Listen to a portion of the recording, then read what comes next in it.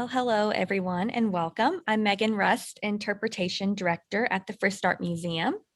Thank you for joining us for today's Curator's Perspective lecture, The Acme of Originality, Charles Rennie Mackintosh's Cutting-Edge Tearoom Designs, presented by Allison Brown.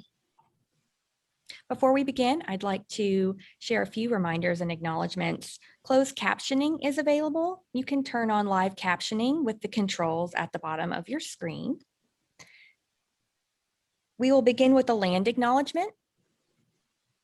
The Frist Art Museum's building sits on land that Cherokee, Shawnee, and Yuchi Native peoples and elders and their ancestors call their homelands. We acknowledge and pay respect to them. We also acknowledge and offer deep gratitude to the ancestral land and water that support us. At the end of the lecture, we'll take questions from the audience if there's time permitting, and you can submit your questions anytime throughout today's presentation by using the Q&A feature. And thank you in advance for your patience with us as we present this program online.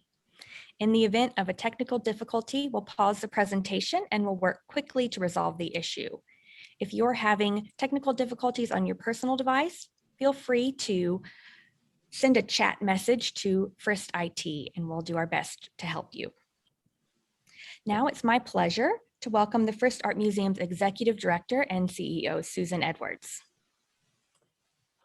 Thank you, Megan, and welcome to all of you. We're delighted you could be with us today. We are opening the exhibition, Designing the New, Charles Rennie Mackintosh in the Glasgow Style.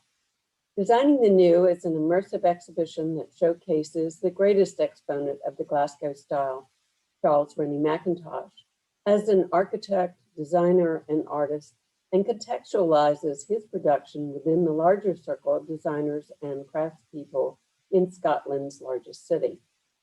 This exhibition presents 165 works of fine and decorative art in a wide variety of media, including architectural drawings, books, ceramics, furniture, and much more.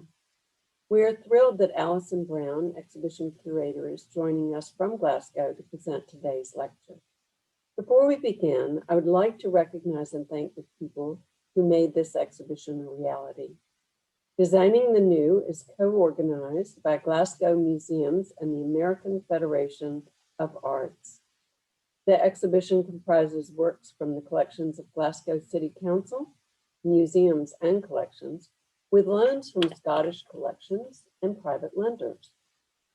Support for the U.S. National Tour is provided by the Dr. Lee McCormick Edwards Charitable Foundation. It's my pleasure to welcome the Director and CEO of the American Federation of Arts, Pauline Willis. Pauline, thank you for joining us today. Thank you, Susan. Good afternoon, everyone. I am Pauline Willis, Director and CEO of the American Federation of Arts, and I'm so pleased to be here virtually to welcome you to this very special program to celebrate the presentation of the AFA exhibition, Designing the New, Charles Rennie Mackintosh and the Glasgow Style at the Frist Art Museum in Nashville. The AFA is thrilled to have the Frist host this exhibition, which is the first in the United States to contextualize the work of Charles Rennie Mackintosh within his broader artistic and creative circle.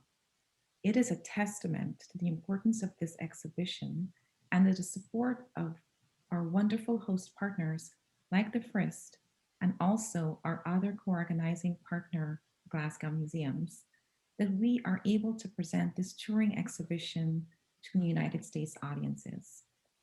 And it is very special indeed, as Designing the New is the first Mackintosh retrospective to tour the United States in a generation.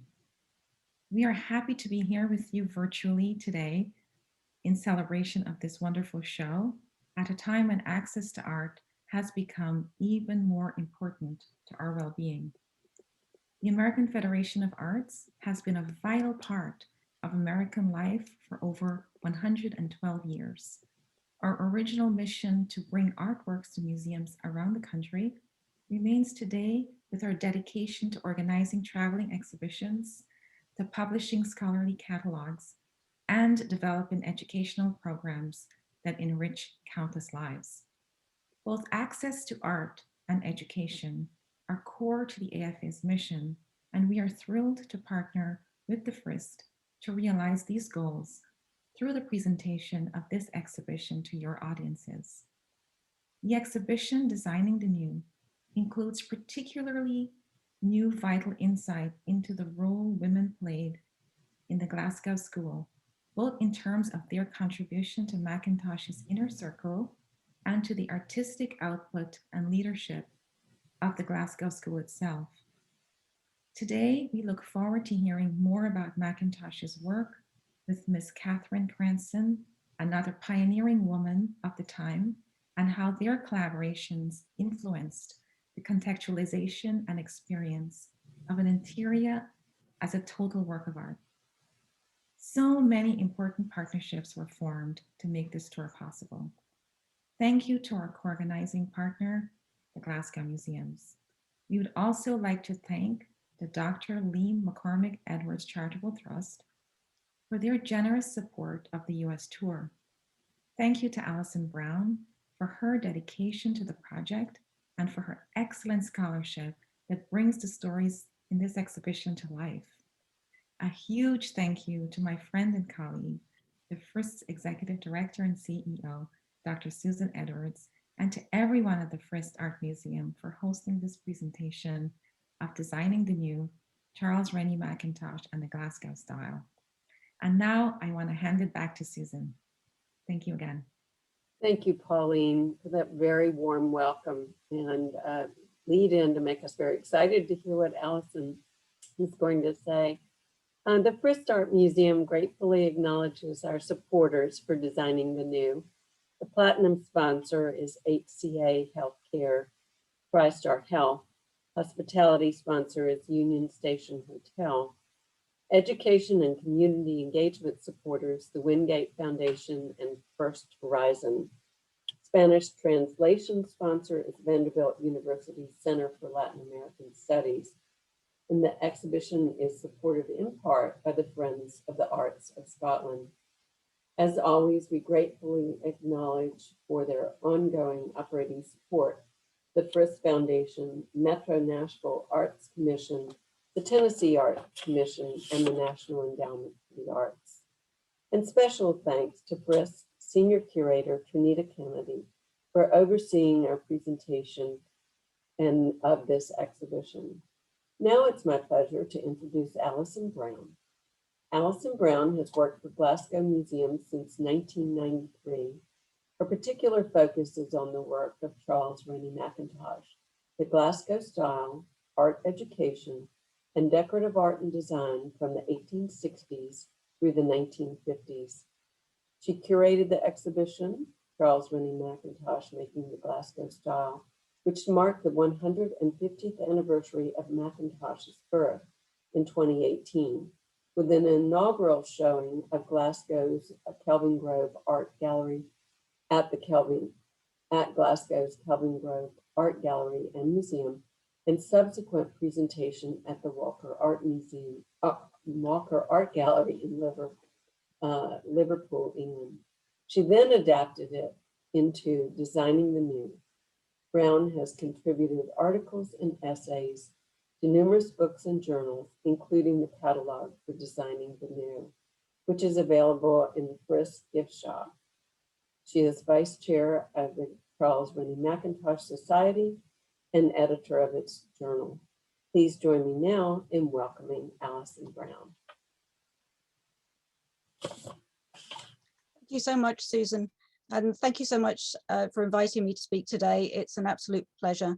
And I was lucky enough to have a little video walkthrough remotely of the exhibition at the Frist, and it looks absolutely tremendous. And I hope all of you watching and tuning into this lecture today who are in the States get an opportunity to see it.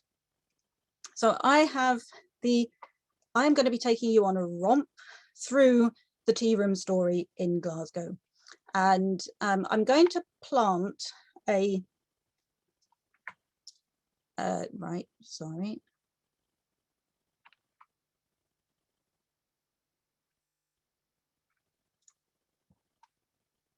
there we go. There's a little time delay. I'm now learning on me pressing this and it coming on the screen. So it's a bit of a transatlantic time delay, we'll call it that. This is a story of two amazing people, of an absolutely incredible creative partnership, and that lasted for 21 years. On the left, I'm introducing you to Miss Catherine Cranston, trailblazing female businesswoman, who entrepreneur of the artistic Tearoom. She operated 4 city centre Tearooms in Glasgow, and from 1896 to 1917, Mackintosh designed for all of them, to greater or lesser extent. So introducing you on the right to Charles Rennie Mackintosh, architect, designer, artist, and one of Glasgow's greatest creative sons. And I'm wanting to put an idea in your head. I want to put a question in your head, so that as you listen to this presentation, I want you to just think, think of what we would have lost if Miss Cranston had never been born, because she is truly his greatest patron. She gives him such opportunities which he embraces. Theirs was such a mutually beneficial partnership and creative partnership, and they must have been friends. They must have enjoyed each other's company to achieve what they did together.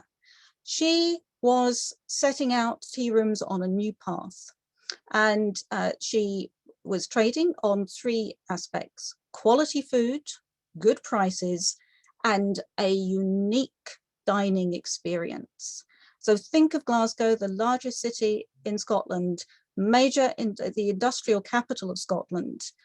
So a really densely populated, busy, smoggy city at this time. And you could retreat off of the streets into and find refuge in one of her dining spaces, into a unique Mackintosh creation that would transport you onto a fantasy realm, because that's what the Tearooms are. And that's what he brought to these Tearooms, was to create interiors like you've never seen before. So I'm going to try and give you a taster of the variety, because this spans Mackintosh's creative career, and you see his artistic evolution manifesting in the Tearooms. And the Tearooms gave him an opportunity to try out ideas and to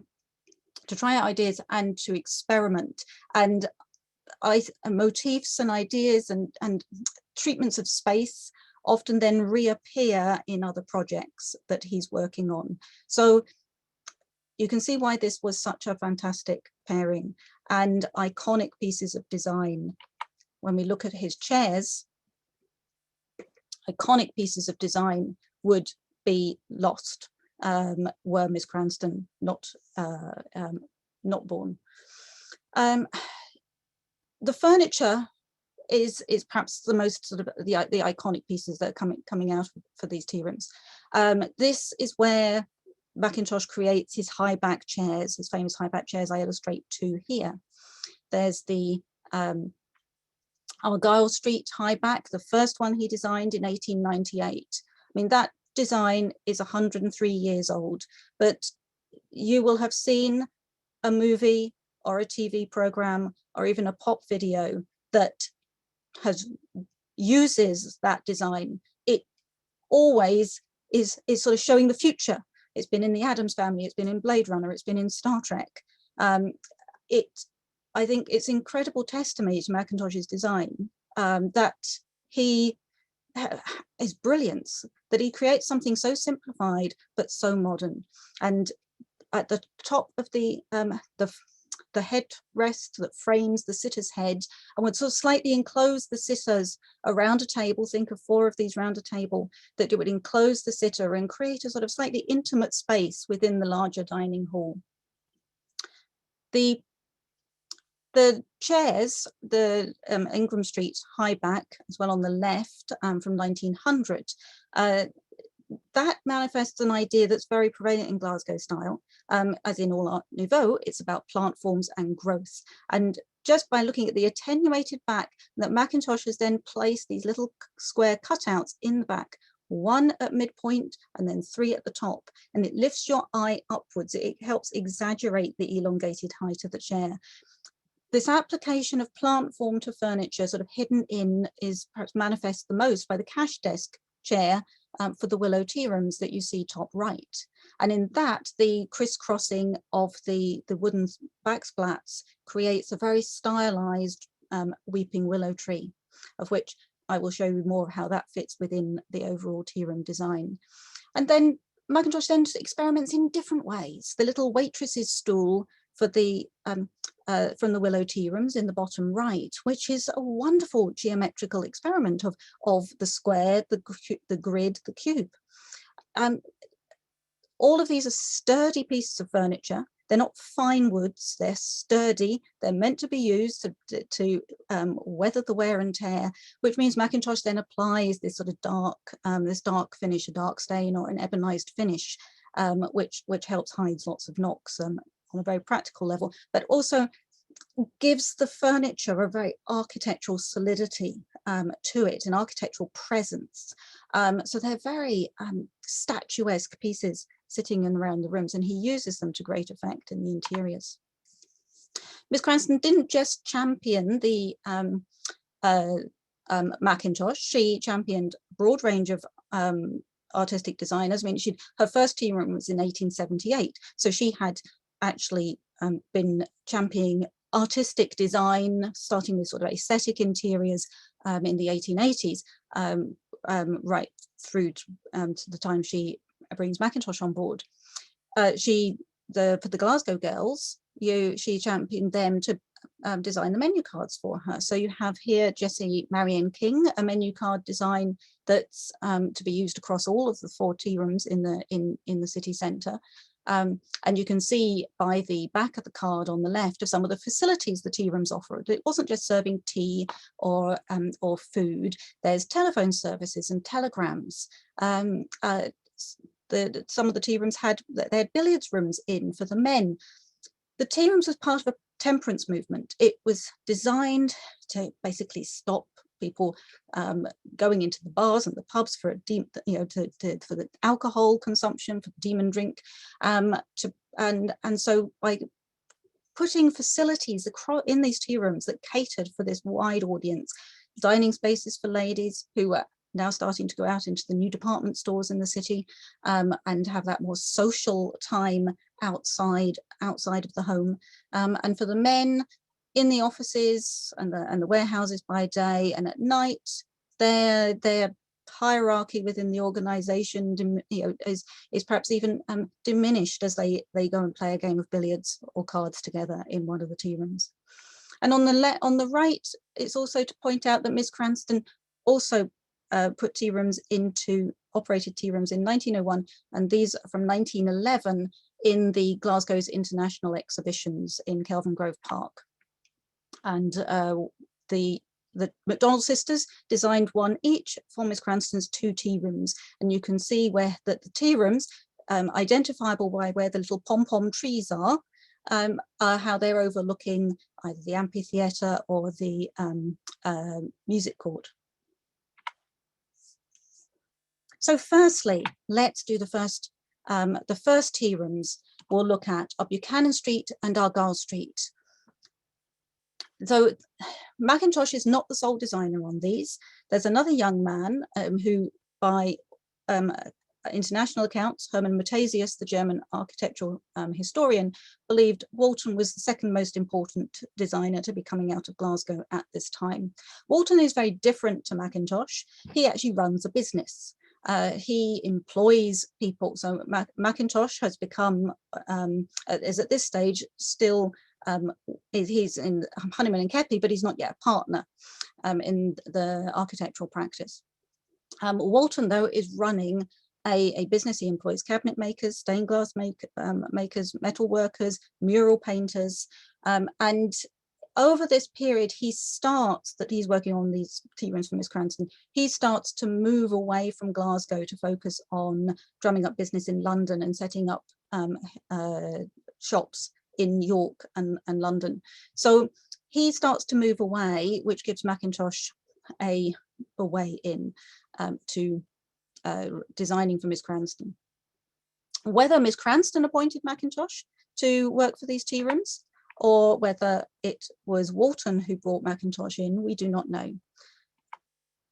So just to say on this gives you an idea of the contrast of their styles. So Walton could either work in a very solid arts and crafts style, as you've got here with these wonderful sort of murals on the wall in this is the top floor billiard room, and you can see you've got knights and knights with their horses and their hunting dogs stenciled along, painted along the walls. Mackintosh brings Art Nouveau in, and he brings a very different type of art, type of design into Miss Cranston. And it's very possible that it's because of this work that he is brought in. So if Miss Cranston's wanting these cutting edge tea rooms. And so I introduce you to the four here.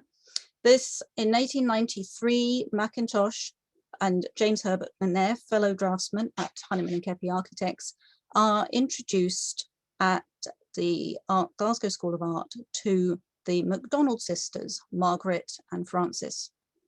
And the rest becomes history. They become good friends, artistic collaborators, and ultimately it leads to marriage. Margaret marries Charles in 1900.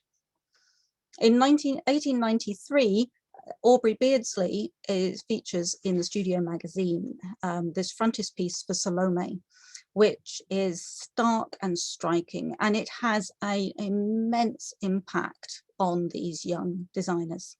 And it's absolute manifest through the posters they design at this time. This really, really bold graphic style, but Aubrey Beardsley brings it, he gives them an edge. He inspires them to explore that figurative style. You can see on those center two posters how Mackintosh and the MacDonald sisters are taking the design of Salome and playing with it for their own ends, introducing, instead of a severed head, plant forms that the female figures are sort of cradling.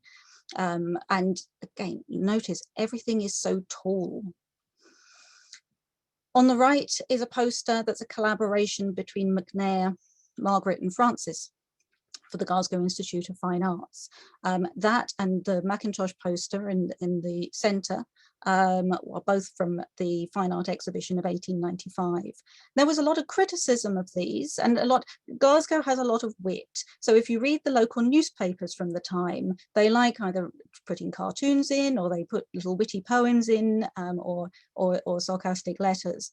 The criticism of this was that these are human beings drawn on the gas pipe system, that they are, they're not pretty figures, they're quite androgynous. Their work, the watercolors they were exhibiting at this time, which were highly symbolic, were calls them to be nicknamed the Spook School, that they were ghoulish works. But this all sort of helps make a name for someone. It starts attracting attention, and whether that was deliberate or not is a question to ask, and will remain unanswered. But Mackintosh is recruited in 1896 to design murals for the tea room, for Buchanan Street Tea Room, and he designs 3 murals. The first one is this amazing stenciled wall of Japanese robed ladies who are emerging out of rose briars. They're surrounded by a strange sort of foliage and floral sort of constraining metal sort of grid around them. At once they seem saintly, and at the next they are sort of almost, they're ethereal. The spooky nature is added by the strange totemic trees that are painted between them along this sort of scene of otherworldly nature, and either side of the trunks of those trees, little eyes stare out at the visitor. It sits quite oddly with Walton's other furniture style, which is that he plays with this attenuated idea, but on a sort of Regency and Queen Anne's furniture, or more traditional styles. So the two sit interestingly together. The work on the right is the starting point for this mural scheme, Part Seen, Imagined Part by Mackintosh, and it was exhibited at the 5th exhibition of the Glasgow Arts and Crafts exhibition in London in 1896. And Mackintosh's posters, the Ford's posters, were also doing exceptionally well. That graphic style was picking up international recognition. And by the time Mackintosh starts work for Miss Cranston, he and his friends have exhibited alongside the work of Beardsley at Siegfried Bing's Salon de Art Nouveau at its first exhibition at the end of 1895. The second mural, and we have these surviving stencil cards, so those give us an idea of the color scheme. You have these amazing sort of acid greens and rich burgundies. There's the peacock scheme either side. There's a watercolor study that survives for that. So of course, peacock colors and gold, very Whistlerian. But these stencil cards, these strange again, they're otherworldly. You can't pin you can't pin quite what they are. You can see recognizable elements. There's like Celtic swirls and maybe a Mayflower head, but there are a scramble of lines, and you're trying to sort of piece together, what does this mean? What is this spiritual realm you're being placed into? And the last scheme is right on the top of the tea rooms, and it's this very unhappy sun, or moon, that is peering down on the room with a little band of a little zigzag line running, a little wavy line running across it. Now, there's a nice Beardsley reference here because Mackintosh has taken the face of that moon from another plate in Beardsley's Salome, The Woman in the Moon, which was published in 1894. And we have another stencil card, a very rude one, that would appear to belong to this room. The little orb with the wavy line over the across it would seem to sync with the moon figure. And we've got the young Mackintosh in a way definitely paying homage to Beardsley here, of hiding erect phalluses in his artwork. But of course, this is the smoking room. This is the men's domain. So it's a joke for the gentleman. There's a quote by the English architect, Edwin Lutyens, who, whenever he was in Glasgow, was a big fan of Miss Cranston, would go to the Buchanan Street tea rooms. And he writes in a letter that the decor is gorgeous, but a wee bit vulgar. And I think the vulgar doesn't mean that it's over the top in its opulence. I think the Beardsley reference was quite noticeable. To contrast Mackintosh and Walton's work, and this is a slide to give you some other ideas of the richness of the colours that Walton is bringing into the tea rooms. And this is Argyle Street. So Walton is in charge of the full interior scheme, but there's a sort of role reversal this time. Mackintosh's contribution is the furniture at Argyle Street, and it opens in 1898 across 5 floors. And you can see here that by this time, Walton's speciality with glass is to put repoussé copper inset into the stained glass. This gives light bounce, this gives texture, very, very atmospheric around a fireplace. So the panel on the lower left is inset around that billiards room fireplace. The panel on the right, the upper right, is a door panel. So in the daytime, when you've got good light outside, you'll get the color of the roses coming through. But at nighttime or in the evenings, winter evenings, when it gets darker about 4 o'clock, the copper will still be giving quite a lot of texture and light to the tea room decor. And here you see the two sitting together. Mackintosh's sturdy big furniture with cutout shapes, so set within the room. This is really sturdy, made to last. furniture. So solid, that solidity relieved by cutouts of seat heads on the apron of the table.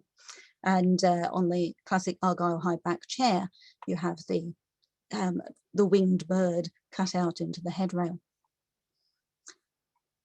The tea rooms that embrace sort of Mackintosh's creativity over a longer period of time, and where he is first the sole designer for Miss Cranston, is here at Ingram Street, which was the ground, and her premises expanded along this office and warehouse block, along from left to right over the course of between 1886 and 1907. And it's these rooms that really show Mackintosh's evolution of design, and that we go from stenciled tulips, the decorator billiards room basement, to white interiors, to darker, to then sort of foreign influence, to Chinese, and then to a pattern that really does preempt Art Deco way before Art Deco is coined as a term in 1925. We've done a lot of work behind the scenes and assessing these tea room interiors, and this model, this set of models of showing the interiors gives you a good idea of what these tea rooms were like. There are multiple, all of them were complexes of multiple spaces, largely wood-lined, with wood paneling, was Mackintosh's sort of favoured interior decor. It probably hid a lot of nasties in these old building walls, and Mackintosh revisited rooms over time as well, and spaces over time. So this gives you an idea, or a rough idea of the Mackintosh content at Ingram Street. Ingram Street's unique. It's the tea room that operated as a tea room for the longest, through to the 1950s, and was preserved until 1971. For a couple of years, for a couple of decades, it became a shop area. And the shop fittings in a way preserved the Mackintosh paneling until the tea rooms were documented and removed in that year, and came ultimately into our museum's collections. So over the years with Ingram Street, we've been slowly piecing together what these interiors are, and I'll be sharing some of that with you as we go. It gives you an idea. At the bottom there is the basement area, so you can see the stairs down, and you can see 2 billiards rooms, and there's also at the back a little white painted room, which would be the ladies' toilets, which would go up into the oak room, which is on the right, and on the left you have the Chinese room, which is one of the later interiors. So in the basement is the billiards rooms from 1900s. This is one of Mackintosh's first interiors. Dark stained paneling with this applied stencil design wrapping around. Are they a row of tulips? Are they sort of phallic billiard cues? I'll leave that to you to make up your mind. But it's a very simple interior.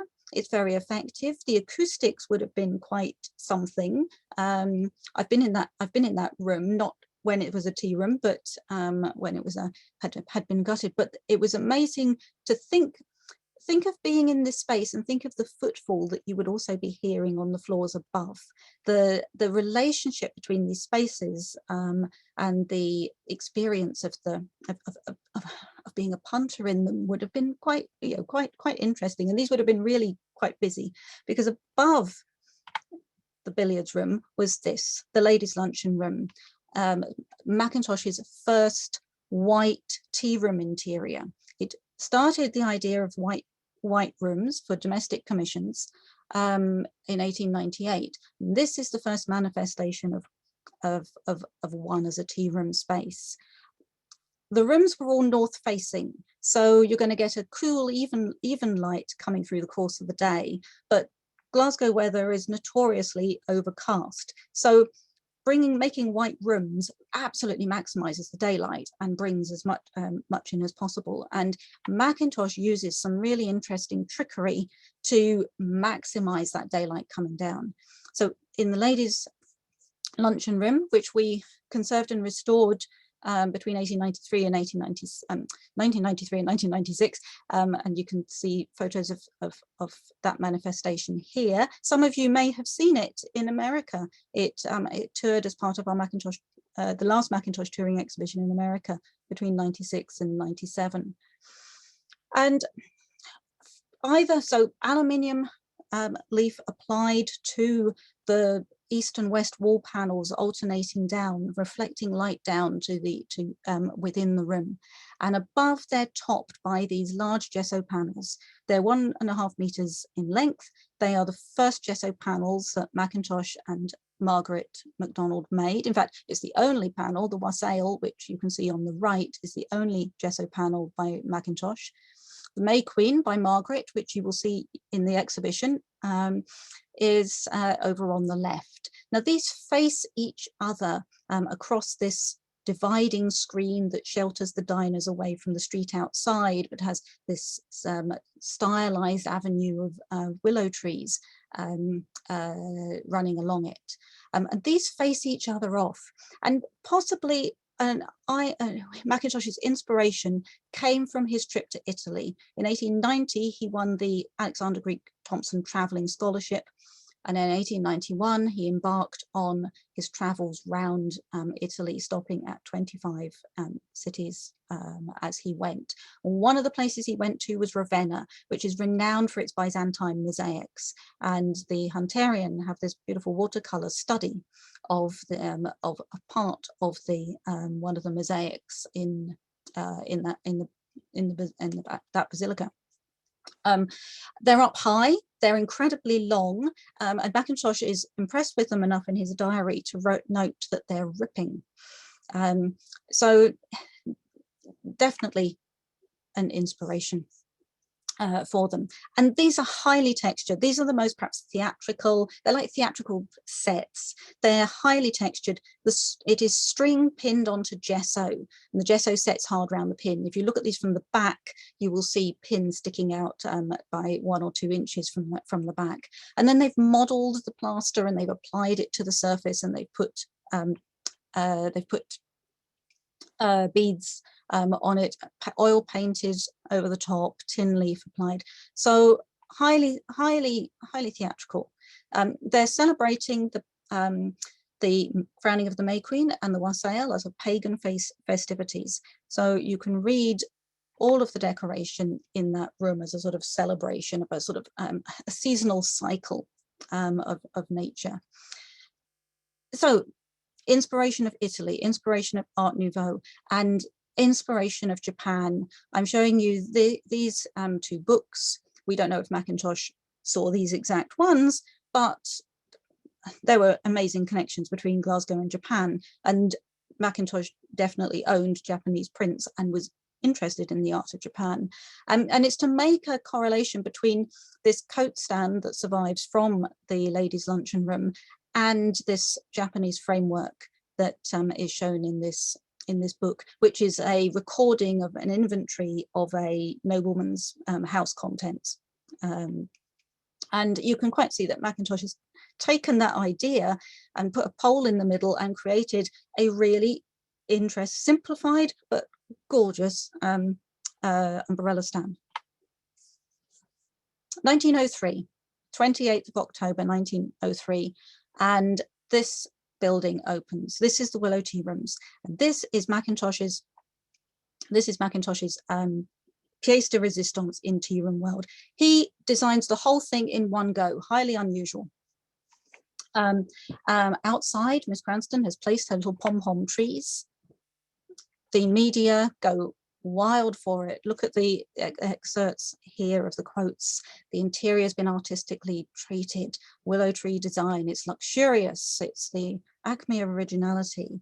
And quite rightly so, because this is the most luxurious retreat off of the city streets. White painted on the lower ground with green painted raised plaster panels inset into the walls, and this strange structure sitting in the center of the room that towers up to the roof. And as you ascend the stairs, you can just see how much decoration has been applied in here. Glass drops, Mackintosh ordered 830 glass drops to decorate this whole interior. And you can see them threaded over the metalwork, and they're hanging on strings, and they become a centerpiece in this room, the room deluxe. So as you ascend the stairs, you you enter here, and Decorative Kunst, which ran a feature on this room in 1905 and heralded it as heralded its design, that once you got into this room, you entered the spiritual realm. Now there's all manner of ways of reading this space. Willow so Sauchiehall Street, which is the street location of the Willow Tearooms, is the name is Gaelic for Alley of Willows. So the willow motif has been applied throughout, and I posit that that structure sits under these doors, the stained glass doors on the room deluxe, and the doors are actually a manifest of the top of the tree. The wall was lined with leaded mirrored glass, which refracts and is unevenly, its surface means that it sort of fractures reflections around. So you get no sense of space really. It's like you're in a sort of an unending realm. There's movement for the first time. The downstairs is so set and still with the way all the component parts of the room are arranged. And here there's movement around the room on these leaded glass panels, as if you're in the whispering willow branches, which is basically the wind in the willows is where the poets receive their inspiration. And at the center of the room, the sort of focal point is Margaret's panel, "O Ye Walk in Willow Wood," which is based on the poet, on the sonnet by the poet by the pre-Raphaelite poet Dante Gabriele Rossetti. And it talks of Willow Wood, which is the place where the spirits roam. All of the references, there's so many symbolic references to willow, about the underworld. It is a branch of willow is what Orpheus takes to enter the underworld. And so I posit that in this space, Mackintosh has absolutely created a very, very conceptual interior. And you can see here the leaded glass doors, the magnificent doors that enter into the room. The colors of the enameled glass reflect the willow is the most abundant species of tree and shrub internationally, and there's so many varieties with so many colors, and you can see some of the purples and greens of new shoots, of new leaves and new life, and some leaves are green and silvered on reverse, so you have this fluctuation of color that Mackintosh is bringing into the space. And at the center, with all these glass drops, are the chandeliers, these amazing chandeliers. If you come to Glasgow now, the Willow Tearooms has been recreated at Mackintosh at the Willow. It's been conserved and restored, and it's a real treat to actually now stand in some of these spaces. Miss Cranston didn't just commission Mackintosh for her tea rooms. In 1904, she also commissioned him to design for her home, and this is where there's some of his most sophisticated, luxurious furniture comes into play. Some of these pieces and designs you'll see in the exhibition. 1907, and Mackintosh has moved into a new style, and he's becoming slowly more geometric. The geometry started coming in the furniture, but he's really simplifying things down. There's much more in these interiors by this time. There's much more emphasis on a sort of absolute simplicity and rhythm. And I really posit this is where music starts coming into these spaces. This is the Oak Room. It's the tea room he designed just before he started work on the School of Art library for the second phase of the Glasgow School of Art. And it is definitely, the School of Art library definitely takes ideas from this space. Mackintosh learns from this space and then creates his masterpiece interior.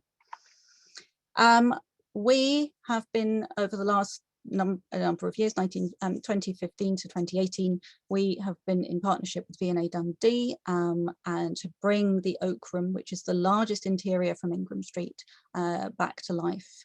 And it was completed and is now, you're now able to see it in up in Dundee.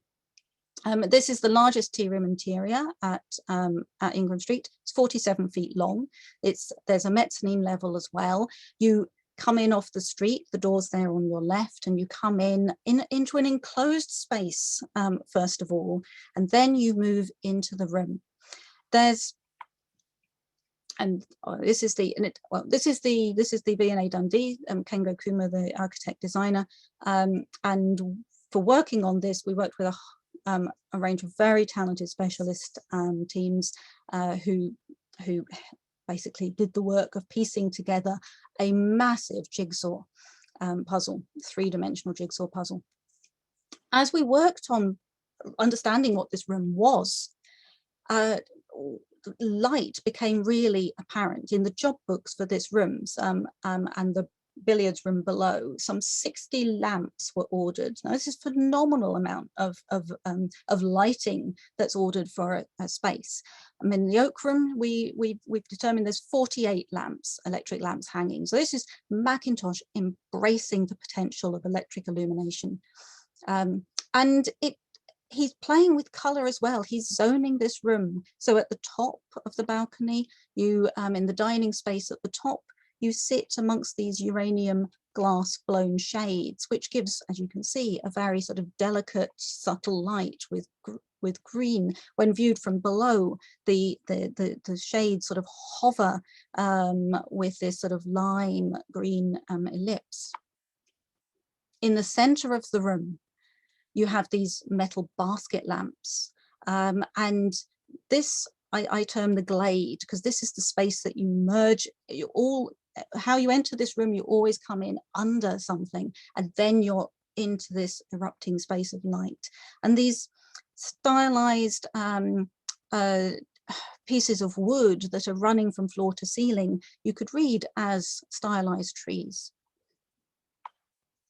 And lastly, under the mezzanine is a completely different effect. Mackintosh is very simple. These are trapezoid shades made out of flashed pink and blue glass, but they give this wonderful sort of pink blue glow around the interior. So we learned a lot about how Mackintosh orchestrates space, how he creates these rhythms, and just think that even within one tea room, you can have three different dining experiences. And if you remember me saying there was the toilets that you could ascend down the stairs, well, this is how you would have ascended the stairs. This screen, this slatted screen, flanks the staircase that the ladies would have descended to go to the toilet. So just think what experience that would have been to move down. In the basement under the Oak Room was another billiards room. Now, another comment Mackintosh makes when he goes to Ravenna around Italy is he comments on how these dark churches are brought to light with the color of the mosaic and the gold, particularly the gold mosaic. And it's a design challenge for Mackintosh in these spaces, and you can see him start to use these tricks, reference these tricks to create these really effective interiors. Just think, the door on the right is the door that a gentleman would use to go to the toilet, and it's got the most mesmerizing blue. It's like Klein blue before Yves Klein invented it. The last rooms at Ingram Street are the most sort of foreign influenced and most radically geometric. The Chinese room, where Mackintosh is playing with some really interesting ideas. You can see him referencing the sort of pagoda light shades and the cash desk, and one of the door frames has this key cloud pattern that is carved across the door. We did a lot of work on this room back in 1998 to 2002, a lot of research. It had been overpainted many times, and piecing it together, made us appreciate the trickery Mackintosh had to employ. All of these tea rooms were existing spaces, and he then had to adapt those spaces. He wasn't in charge of creating those spaces. He had to adapt them to bring his ideas to life. And so for the Chinese room, he's putting a design based on the square in a room that is not square, has no right angles in it. And so it's only by assembling the paneling together that you started understanding, the team putting it together, that started to understand the trickery of how he stepped the panels so that they're uneven in their depth either side to basically create a central vanishing point. And he was playing with textures. So the seagrass panels, which are the woven seagrass panels at the back, this grid work, and I painted a lighter color. And so you can see some here at the top right, you see his the chair that he designed, just very simple. You've got across the doorway here, you've got the key cloud pattern that's cut so that and it's at the top of the cash desk as well, and the pagoda top lamps, which when illuminated cast fascinating shadows, and the wall panels are mirrored glass and Caesium plastic. So Mackintosh playing with new materials and with reflected light again. Get the light down a darkened, quite a deep room with a dark interior, and really make it sparkle and transform it. And this gives you an idea of the size of the room. For the Liverpool presentation of this exhibition, a piece of the Chinese room went on display there. So you get that sense of what it's like to walk through that space. And the last room at Ingram Street is the Cloister Room. And I mean, this is Art Deco before Art Deco, designed in 1911 and completed in 1912. And another one of these rooms that we pieced together, the colouring of the blue, green, red and off-coloured white now represent the elements, and it's also the colouring that decorated some of the posts in the School of Art library. And that room and this room, the last room Mackintosh designed for Miss Cranston in 1917. By this time, he's moved down to London. World War I is raging, and it seems almost like a tribute to those who have lost or fought in the war, that Miss Cranston opens the dugout that's in the basement adjacent to the Willow Tearooms on Sauchiehall Street. And you can see in these interior designs just how Mackintosh is playing with those ideas that he's explored in the Chinese room and in the Cloister Room, the stepped paneling of the Cloister Room, the blue grid work of the Chinese room. And bear in mind, this is a basement room. So like those billiards rooms, there's not much light down there. So it's painted really bright colors, the furniture, the amazing yellow settle that really sears the eyes. And look at how he's drawn the flower arrangement sitting on the unit in the center of the top drawing. I mean, it's Clarice Cliff way before Clarice Cliff. The centerpiece of the tea room was a memorial fireplace with the flags of those fighting in the war and the Allies, and a memorial.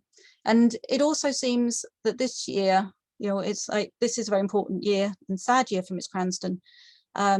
It's the year her husband dies, because she is actually a Mrs. Cochrane, trading under her maiden name of Miss Cranston. And it's at this point that she starts to sell her tea rooms. And for the first time since 1903, there's a figurative element in these tea rooms. These hangings by Mackintosh, painted hangings, they're oil paint, would appear to be of saintly figures, maybe going back to Ravenna, that procession of saintly figures. Maybe these hangings were located near to that memorial fireplace, and it, as the sort of spectral onlookers and commemorating those who have lost their lives. Quite extraordinary works. I finish with this, and this is a statement on Miss Cranston, written in the Men You Know column of the Bailey, where 5 women appeared in the Men You Know column. Miss Cranston was the businesswoman who appeared, and you can see here what her legacy was. That she saw the possibilities of the tea room on fresh and original lines, and straightforward struck on a new path on which have trooped in due course hosts of followers. And think of all that opportunity she gave Mackintosh, and what that would have affected his career if he had not had the opportunity to design for her, to create these absolutely amazing theatrical spaces. And I finish there. Thank you very much for listening.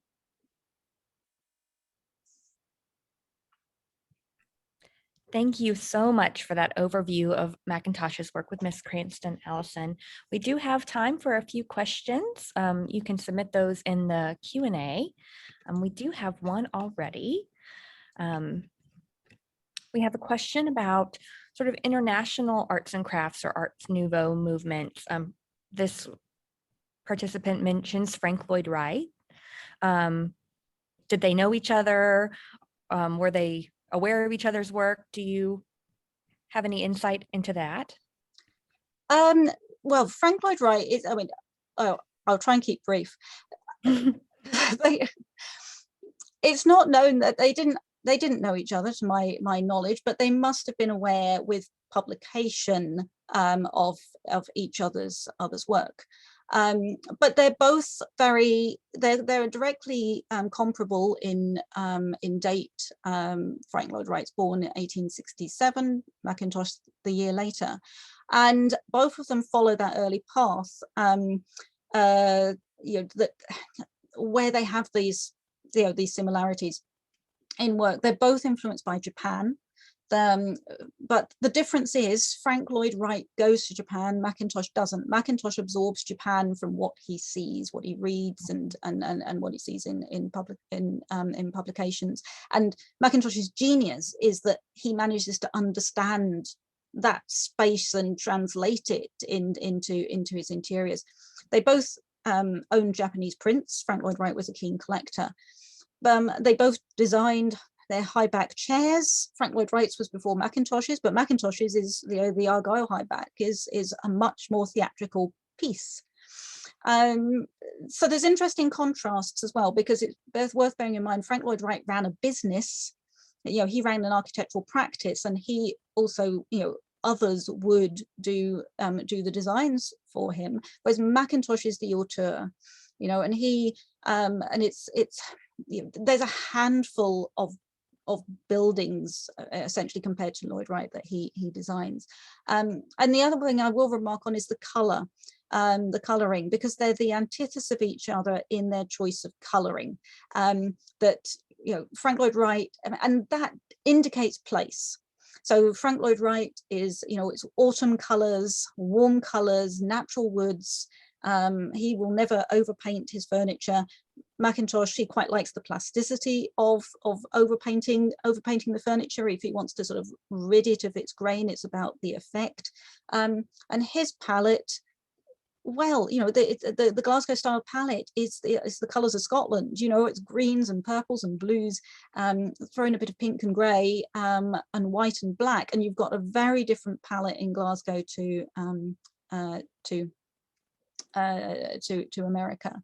I saw the question also had Alphonse Mucha, and there is some fascinating similarity of the Mucha posters with the early 4 posters, but it's like they're both referenced the same things and come up with similar ideas. So the poster for Sarah Bernhardt, which is so striking and has the big nimbus behind her head, that poster is published before Mackintosh's Scottish Musical Review poster, which I didn't show. Yet Mackintosh's design for the Scottish Musical Review poster is based on a sketch by Autumn, which he actually designed prior to Mucha's poster being published. So you know, they're drawing on these same things, and I think, you know, the saintly depictions, church architecture, and you know, paintings have a impact on that sort of figurative idea that it's sort of translated with new eyes. Thank you so much. A lot to dive into there, but that was a nice little overview. We've had a lot of our docents here at the Frist notice sort of the similarities between Wright and between Mackintosh, and we've had Frank Lloyd Wright here at the Frist before. Lots of questions about if any of the tea rooms are surviving, if they're still operating, are they open? So if you could talk a little bit about the. Well, I mean, sadly, when Miss Cranston's husband died, she started to sell off the tea rooms. So Ingram Street survives because it was the last one that was run as a tea room, but she passed it over to her manageress in 1920. The Willow became the Kensington. The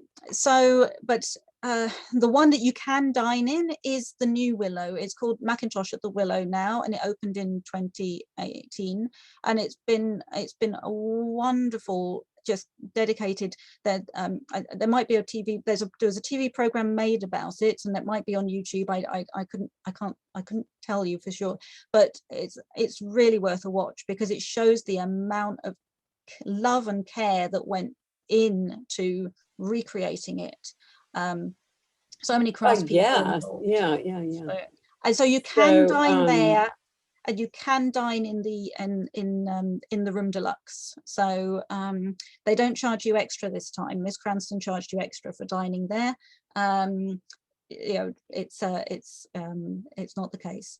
The Oak Room, which the picture is behind me, you can walk in. That's now reassembled and on long-term loan at the V&A Dundee, which was opened in 2018. Not much furniture survives from that room, so we made the decision to not put furniture in, not try and recreate it as a tea room, but it's a space you can walk in, and that in itself is a really valuable experience because it's a gorgeous interior. You will once in, you will just, what's lovely is whenever I've watched somebody walk in, they slow down into this space, and you know, just to try and take it in, take its interior in. For the rest of the tea rooms, we have sections of the tea rooms. The tea rooms are so big, they need their own museum. And then there'd have to be fire corridors and everything. So it's, but we have sections of the tea rooms on display in Kelvin Grove Art Gallery and Museum, in our Mackintosh and Glasgow style gallery. And there's sections, pieces of the tea rooms that are also in the exhibition as well. So, and of course the exhibition takes a chronological approach to Mackintosh. So we've, you know, placed the tea rooms all the way through. It's such an important part of his artistic development. So you can enjoy some of those pieces on display. We have a question about how much influence Miss Cranston had on Mackintosh's designs for the tea room. Did she approve everything, or did he have free reign to sort of design as he pleased?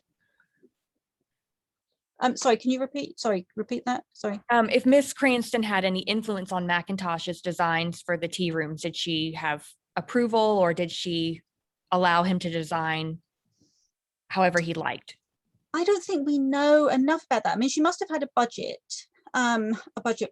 price point, but you know, and you have to think of some of these, you have to think of these interiors as like shop fitting, because it is quite, you know, some of it is quite, you know, sort of roughly put together. There's a lot of trickery in the construction of putting together, but it's all solid, you know, it's all solid material.